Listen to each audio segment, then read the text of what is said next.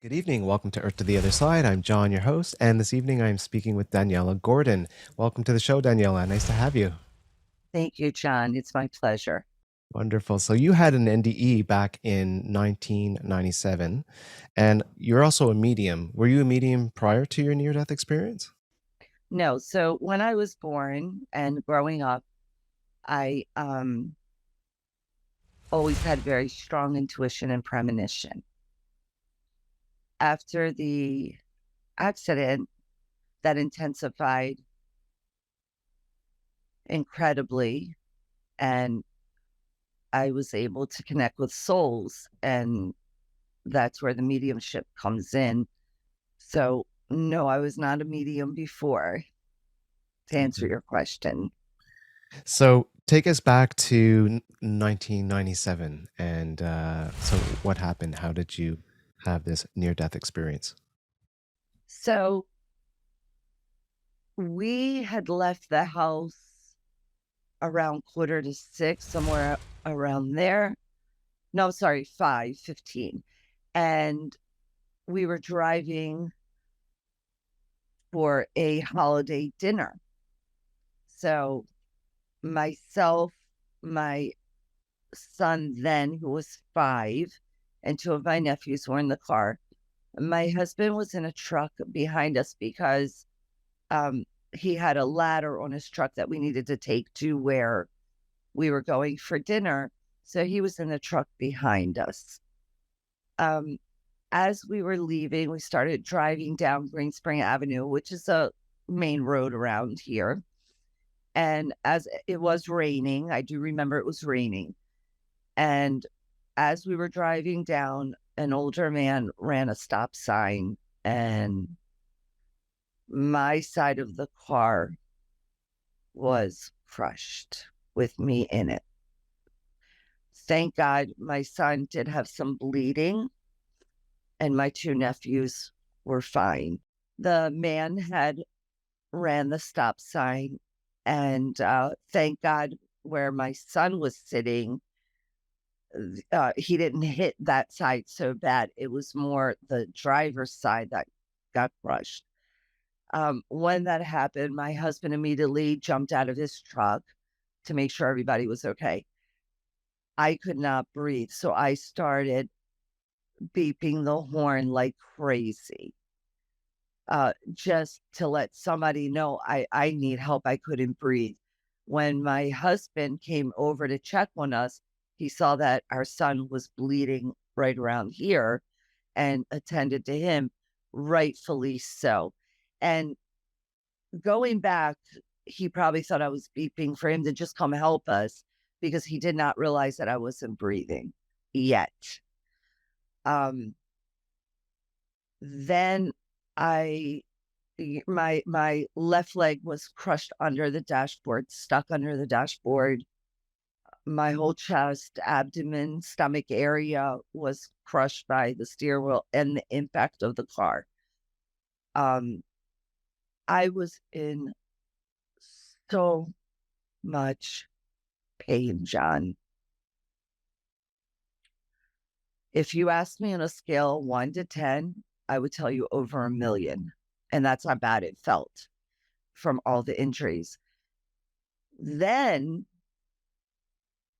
I literally saw my whole life flash in front of my eyes, and it happened really quick. Needless to say, right after that, I didn't feel any pain.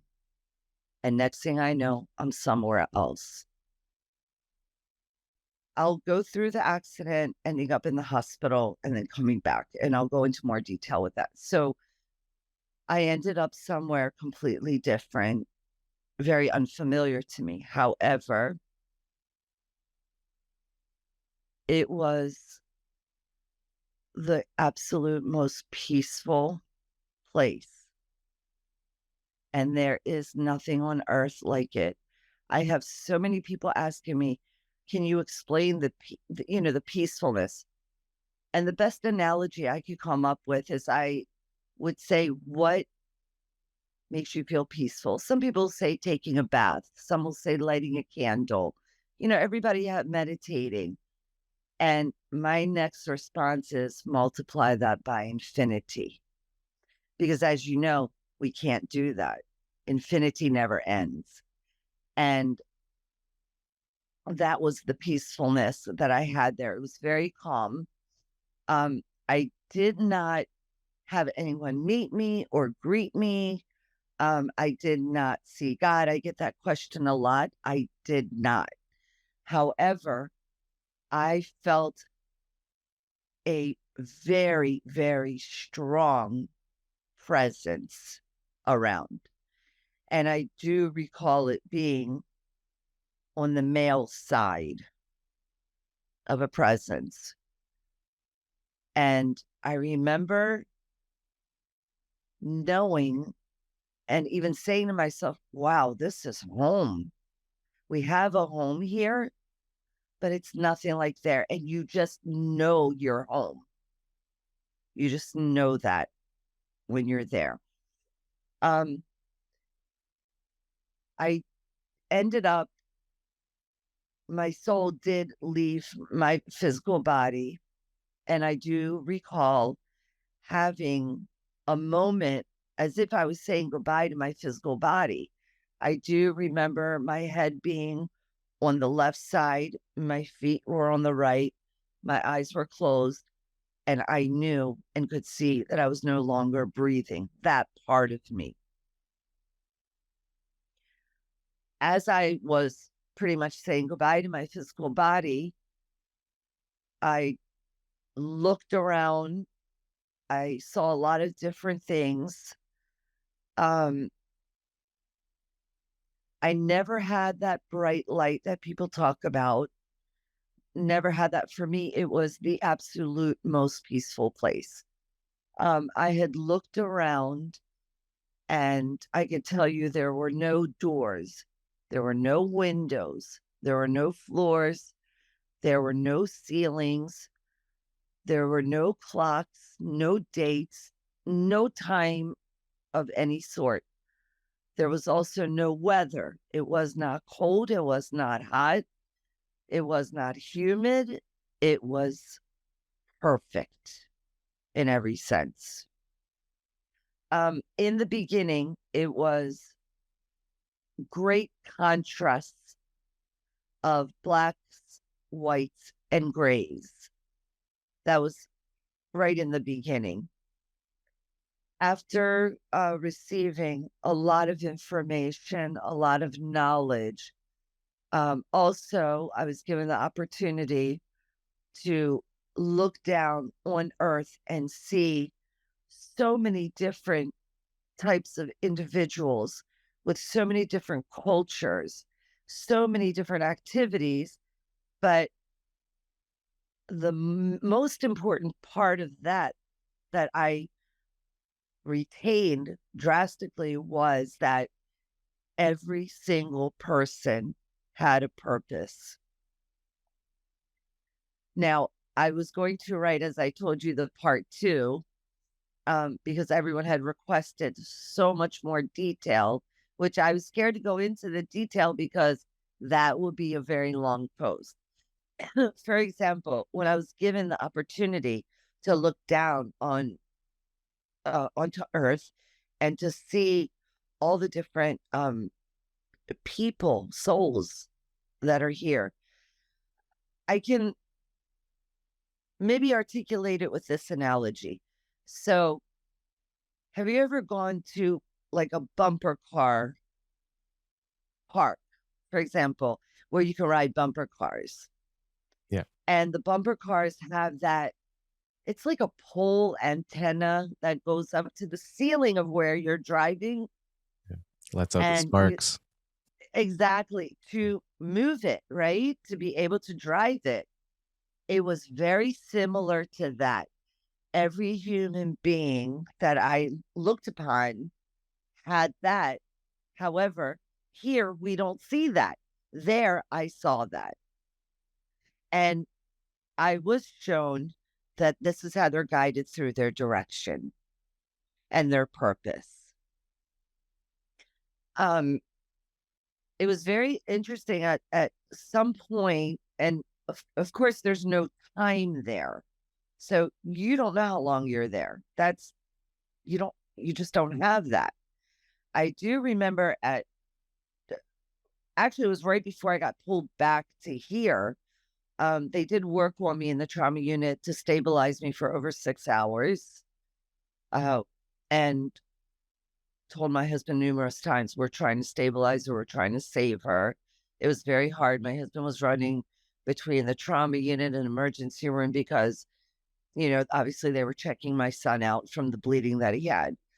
But I do remember right before, and I'll go into more detail about there. I do remember right before I got pulled back, it was already after I said goodbye to my physical body that was no longer going to be a part of me. That was a given. I do remember turning between 35 to a 40-degree towards the left side, ready to go somewhere else. And that's where I was yanked back and forth. Now let's go back to there. There are absolutely no worries, no concerns, no problems. How do you explain that when that's all we have here on earth? To people, it's something totally, totally different. But it told me a lot. It gave me a lot of information of how society should be, how humans are needed to be here. Aside from all the gifts that I received, I was able to get a lot of information. The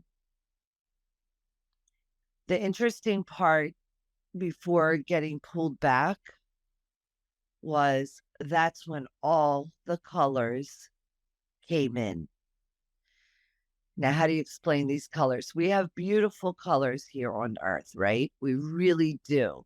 And artists do amazing work with all the colors that we have. However, the colors there are so much more, and I mean extremely more vivid, intense, so much prettier, so much prettier. And I have to say, it is very different than here. It is very different than here. Um, I never had any type of floating sensation, even though, again, there were no floors, no windows, no ceilings, none of that. I did not have a floating sensation. To the contrary, I had a very grounded sensation. I felt that I was in the absolute safest place. Call it bliss and beyond. Also, looking around, this is let me go back to the gray, black, white. When I was looking around, and I did look around everywhere, that too was infinity. There was no end to that. As far as reincarnation, hands down, before this happened, I didn't know what to think. I didn't know what to believe. I didn't even know if I wanted to believe or know anything about it. Hands down, after this situation, absolutely. Absolutely, I believe in reincarnation because I was definitely on my way to somewhere else. And then I had gotten pulled back here. Now, I did suffer a lot of internal bleeding, very critical. I had to go through so many surgeries. I literally stopped counting after 30. But if I had to realistically say I'm up in the 50s, I lost a lot of parts of my body.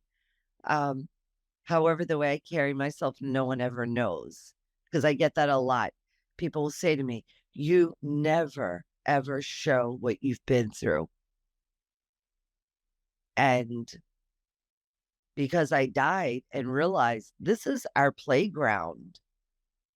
This is really a playground here. And you can play any way that you want to,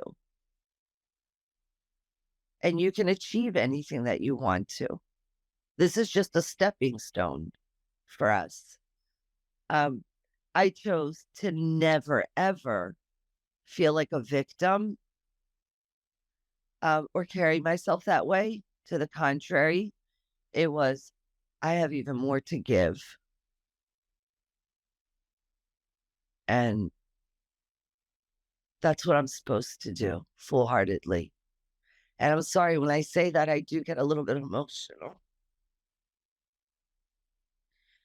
because when you see so many people suffer and you have a bigger light, you have a bigger awareness, you've been told and shown things. I'm so sorry. And you know you can help these people in a way that, and mind you, I worked in the medical field for a long time and I've seen some things, and I respect doctors, not all, but I respect quite a few. And what they're taught is amazing. They're able to do a lot of incredible things. But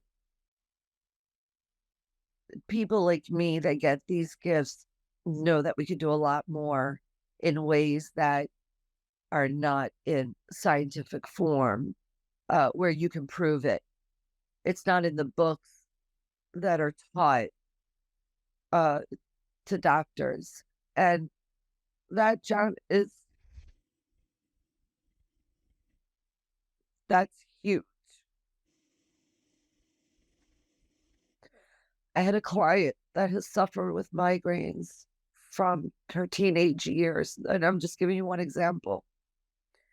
And she's in her 60s, and she was referred to me by a medical provider.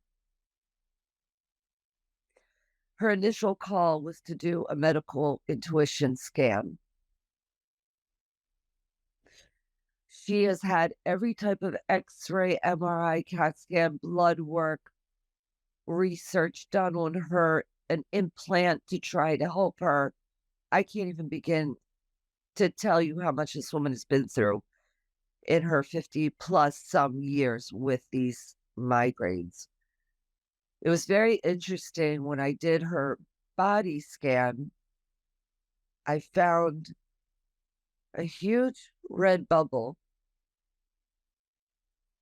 in part of her neck. I also was able to see that she had fractured her foot. I also saw problems with her left hand. And I also saw a mass in her maxillary sinus. Mind you, this is her first initial visit, no hands on, medically intuition scan. The next appointment she had with me, I found physically with the touch, because my hands will go there. I found the lump in her neck. I found the lump in her maxillary sinus. This woman was at always above a 10, pain with her headache. She now has had about 6 visits with me. Within her first visit, I was able to break down the lump in her maxillary sinus. That pain has not come back, nor has the lump come back. When I started to feel around her neck, I found that bump that I saw through my hands. She has had that there for a long time, and apparently no one picked up on it inside of her body, what it was doing. That has gone down now 80%. Her migraines that she was suffering with, which I expressed were way over a 10 on a pain limit, pain scale, she's now at a 6. And for the first time in her life, she comes back and says to me, Daniella, you can't, and this one's in her 60s. You understand? She said, Danielle, you cannot believe. I washed my car. I did this. I did that. And that's the beauty of it because people will say to me, "Oh, the guy that hit you, did he have insurance? Did he, did you get a big settlement?" The guy had the bare minimum of the state. No, I did not get a big settlement at all. I had a lot of damage physically with my body, and thank God my insurance company kicked in, for that. But I got paid with an incredible gift that you can't put a dollar amount on. You can't. I may not be able to fix the world, but the fact that I can help so many enjoy the world to the best of their ability, that's worth any settlement and more and more. I want to thank you, first of all, for sharing your Of, experience with us. of course, there's Thank a you so lot, much. John. It's just so hard to And put it all. we're just, we're so fortunate to have souls like you among us and just full of gratitude. It's amazing. We need more like you. Thank you. Of So yeah, I do have some questions. course. So you were mentioning how like no floor, no ceiling. Was there a sun or anything similar to? Again, no temperature. I did not see any suns. Now, I will tell you, since then, I do get a lot of messages as well in my dreams. For example, how the planets work, how they energize, how I get the craziest dreams. And I have some people that I know that are, I guess you call them seekers. They want to, and I can't even tell you, they're like, Daniela, draw a picture for me. Let me see what it's like. And it's just the craziest thing because that will come through in my dreams. But no, there are no, I did not see any planets. I did not see the sun. I did not see the moon, uh, or stars. None But of those how much traveling do you think you actually did? Like, do you remember going from one place to another? And was it sort of done by thought or? while there. Yes, while there. Yeah. Oh, what I can tell you is I got there really fast. So it feels like, again, I had no time, no clock, none of that was part of my awareness there to say, "Oh, I've been here 3 minutes," or "I got here in a second." It felt like I landed there in a second, yes. Um, Right, but you as had no far as time space awareness. There was no time or. there is none at all. It's and this is what I'm trying to explain when I say coming back here is so different, because when you come back here, you're bound by these things that have been set up here in on Earth that are not there at all. So, I know, to me, it felt like just as quick as my life flashed in front of me was how quick I entered there. Um, as far as traveling there, I didn't feel that I did a lot of traveling or like I went to one level, then another, or I went from this position to way over there. No, for me, it was such a download of information, such a download of understanding. And when you come back here, you just know. You just know. However, here is not that no is not figured out. You had mentioned about other souls that you had seen at one point, and you were making the comparison to the bumper cars, right, with the wires Oh, yeah. extending up to to the Yes, I ceiling. had the privilege of seeing that and that information, down given to me. Hmm. And it was, you could call it telepathic. It wasn't that someone sat me down and talked to me or someone came and gave me this information.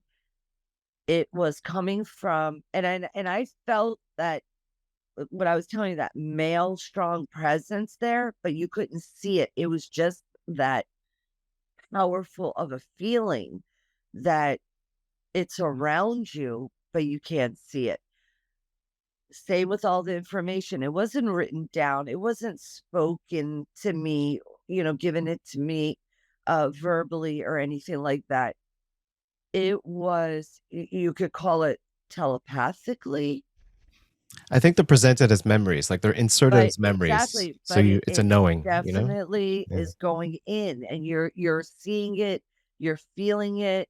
I can access it anytime, even here. The only thing that I cannot do, I get a little close to it, but nowhere near it, is I do meditate a lot because of what I do, and it's just great for me. I can reach a higher level of peace that we do here, but nothing like what's there. Like, it's almost, that's untouchable until you get there. I wonder if it was like the silver cords that you were seeing on these souls that were still on Earth. Now, see, I do believe that, but the way it was given to me was kind of like these bumper car antennas. I was shown these antennas off of each and every, and I remember specifically watching this Asian man. I found him to be very fascinating up there.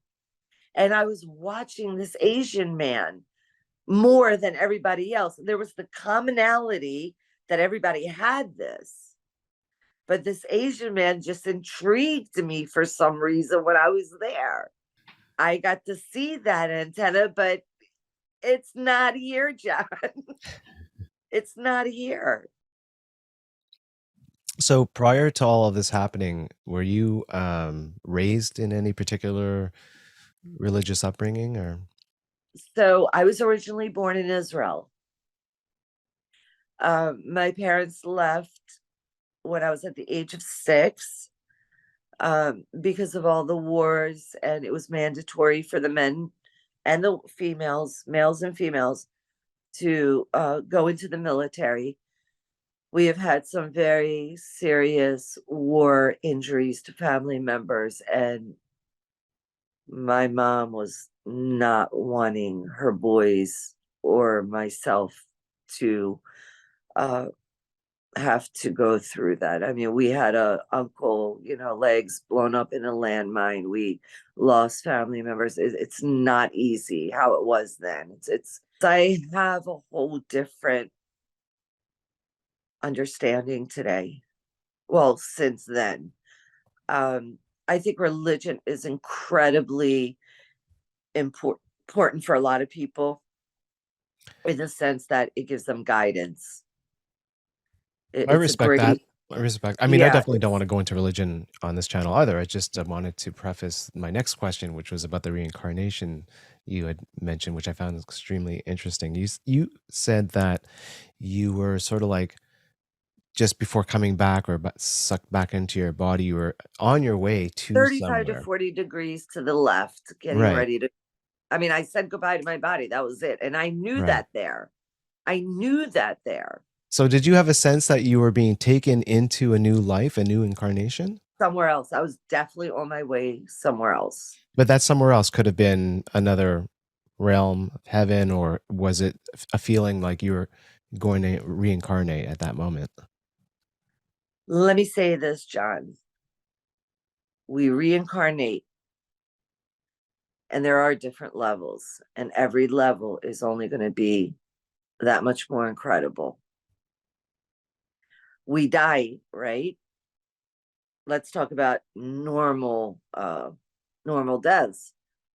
They don't come back here for a reason.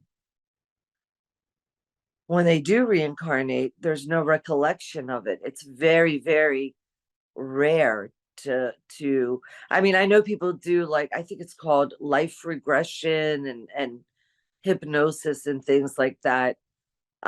We do reincarnate. However, some people reincarnate right away. And I was given that some take 2,000 years to reincarnate. Also, I will tell you this. There are people, let's say, I mean, I'd have to use an example, I guess, for the understanding of what I'm trying to express. So let's say a mother and a daughter. Um, the mother passes away, the daughter and the mother were very close. And there are people that reincarnate back with the same people. I was given that. So will there be memory of it? Most memories wiped out. Definitely wiped out. But sometimes those souls do come back at some point in their lives with each other. Because I was given that information, I have a daughter and I have two sons. I beg to always come back with them. But when I was there, I had no knowledge that I had kids. I had no memory, no nothing that I was married and that I have three amazing children. And none of that came there. None of that. So I'm going to give you the most profound moment I had, because that hit me the hardest, to where I needed to get answers and help as what is this? So my middle child, who is almost 25 now, I had a lot of complications with all my pregnancies because of the injuries. He was born at 5 months of the 9 months I should have been pregnant. He was born 1 pound, 2 ounces, and dropped under a pound. He was in the incubator and in the NICU for approximately 4 months. The night my child was able to come home, we were in my room, in my bed. I was actually breastfeeding him, and he had fallen asleep. And whenever my babies came home, I kept them in a bassinet right next to my bed. So he had fallen asleep. I, kept him with me for a bit. Then I put him in the bassinet. When I put him in the bassinet and I laid down in my bedroom, my husband was sound asleep. He's a police officer. His hours were insane. He's retired now and safe, thank God. That's the biggest blessing. However, he was sound asleep. When I had laid down, the way my bed was positioned, so when I looked forward was my bedroom door. And I had this feeling like somebody was in my house. So I was looking in my room and I see a dark figure. Now, the dark figure is a silhouette of a man that presented a black suit. And do you know what a top hat is? One of those bigger top hats? Yep. He had a black one of those. However, this soul would not present his face. He would not show me who he was. And I was petrified, petrified, to the point where I asked him to leave, to get away, because intuitively, this man wanted to come to my child. He had no interest in anything but my son David. And that's where he wanted to get. But he was very respectful, that he stayed at the door and didn't fear me anymore, or make me feel threatened. Now watch. I'm like talking to him, what are you? Who are you? And this man would not reveal himself. However, he made it very clear that if I look at his feet, then he'll know, then I'll know for sure who he was. John, he had two of the weirdest shoes I've ever seen. They had no front end, like where your toes would go at all. Can I just tell you what a night that was? And my husband actually woke up and he said, "Who are you talking to?" And I said, "Honey, don't you see this thing at the door?" He's like, "No." And "Are you okay?" And I said, "No, I'm not." But I didn't want to startle him because he had to get up in a couple hours and he's out on the streets with criminals. Like, I don't like to bother my husband with his sleep. Anyway, a couple hours later, he had gone to work. I was able to fall asleep. However, I put David near me. I finally was able to fall asleep, and the figure, the silhouette, went ahead and left. Well, let me tell you, John, that next morning I got on the phone with my mother, asking her, "Is there anybody that we know with this, that, and explaining the shoes and the feet." And that's all that he wanted me to know, because that he knew was the answer of who he was. My mother brainstormed to no end. There was no answer. The next call, my father. I'm talking to my father, or, explaining, and there was no answer. Well, let me tell you, I spent that day, I can't even tell you how much I cried. I didn't understand what it was. I was really scared inside more than I would show anyone. When my husband came home, he saw how distraught I was. And he said, "What is going on? Well, who were you talking to last night?" He knew something was going on. And I said to him, "Honey, please sit down for a minute. I have to tell you this. And I want to explain this to you because I can't get an answer. I talked to my mom. I talked to my dad. I talked to other family members as well. And I can't get an answer." He's like, "Okay, tell me what happened."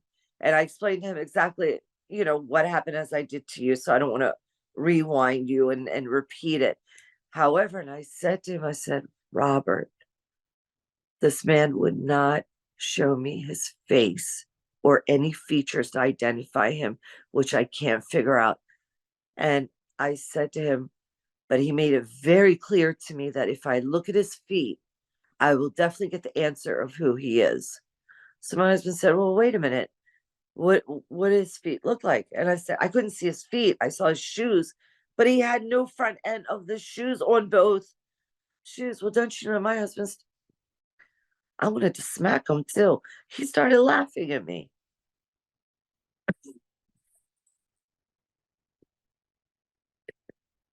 He said to me, "Honey, do you know who that is?" I said, "Hell no, I don't. That's what I'm trying to tell you. I've been on the phone all day with family and everybody trying to figure this out."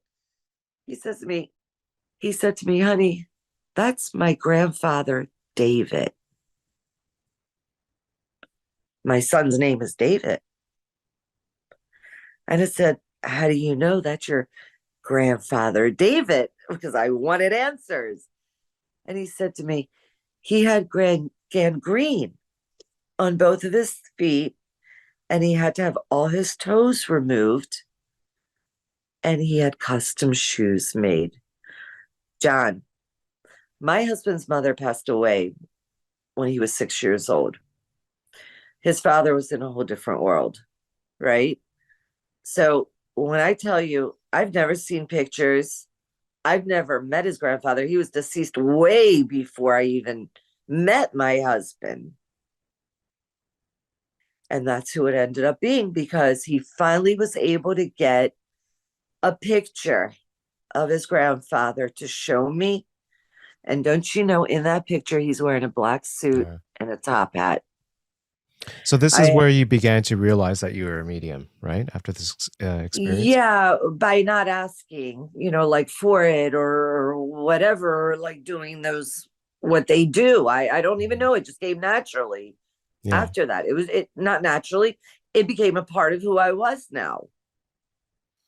you Do you know. do you So in any way think that there's a possibility, because I'm only bringing this up because we'd spoken earlier about how we can reincarnate into our current lifetimes, and so I'm just thinking, what about David and your grandfather?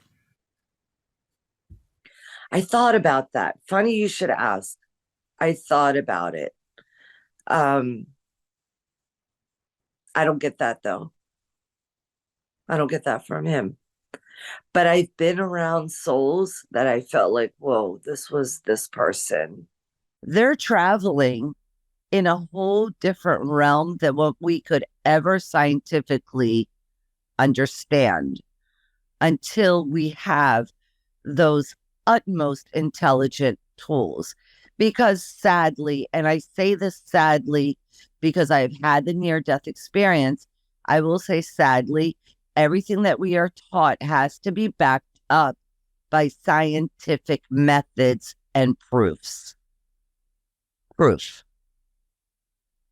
That's not how the whole world works, John, at all.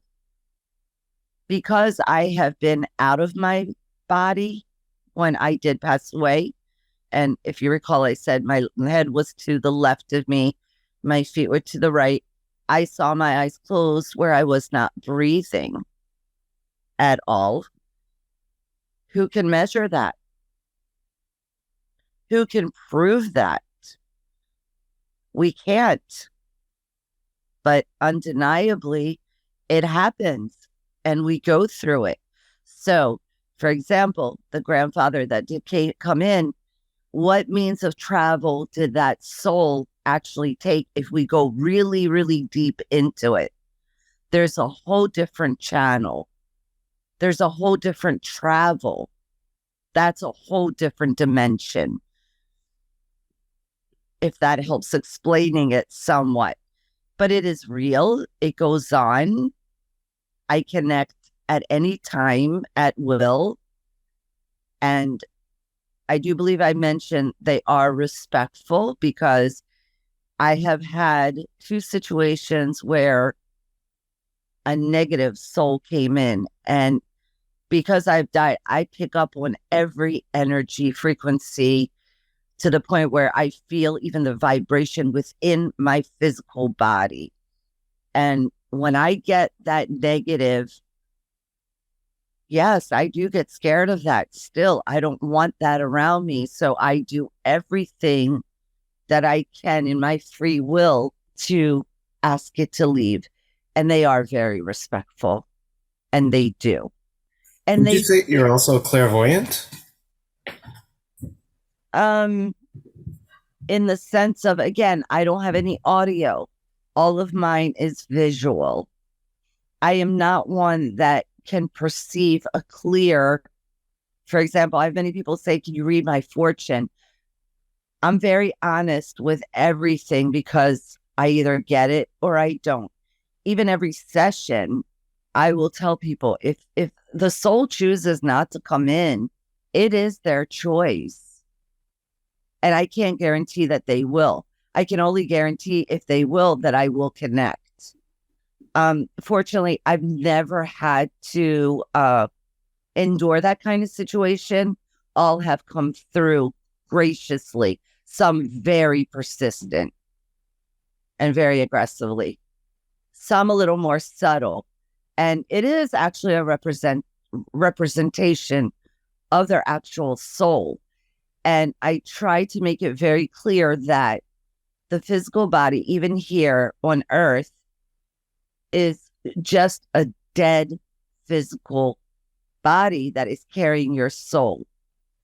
There was a doctor, quite a few that have done studies, for example, on consciousness. And I can't tell you how much I've tried to get this point across to them that our soul is genuinely what carries the conscious. Because when I did come out of my physical body, my conscious was with me. It wasn't staying inhibited in my physical body. It was with me. It was literally where I was, if that makes any sense. And Mhm. I try to get this across because I know they're diligently trying to study this. For example, there's cardiologists that will try to measure the soul and what happens when a person is going into a cardiac arrest. Because usually when you go into a cardiac arrest by the second one, that does take us. So they've tried to do studies, and I can't even tell you how much I try to express that the soul is there. We just do not have the tools to measure how they travel or where it goes and how it goes. That we just don't have that here. There's a lot that we lack here for a lack of better understanding. Have you ever asked any soul the question what their death experience was, like how a near-death experiencer would describe their experience? Have you ever asked anyone who's crossed over and you've been in touch with what their experience of crossing over was like? I have not. I will be, and I always am completely honest to the core with this because of how significant and real it is. I have not, to answer your question, because I myself do not want to interrupt or disrupt souls because they are doing what they are supposed to do, regardless of what realm they are in. So when I channel them in, I give them the time to come in. I give them the time to show me. I give the individual that I'm doing it for specifically to ask certain questions or what information are they seeking. I get a lot of different requests, but that has not been one. At one time, I did have a young girl whose cousin was T-boned in a horrible accident. And she was probably also, I do get, people will test you, and I'm fine with that. And she specifically asked me, can you see the accident and what happened? Did she break any bones? And I could describe to the T the accident because that was what that soul showed me. And I could also explain to her the part of her arm that was actually fractured and the neck that was broken in the accident. Mind you, not given any information, not knowing anything about this, it's truly up to the souls that I'm channeling in to reveal what they want to. There are not many stubborn souls, I will tell you that, and they do gracefully come in, and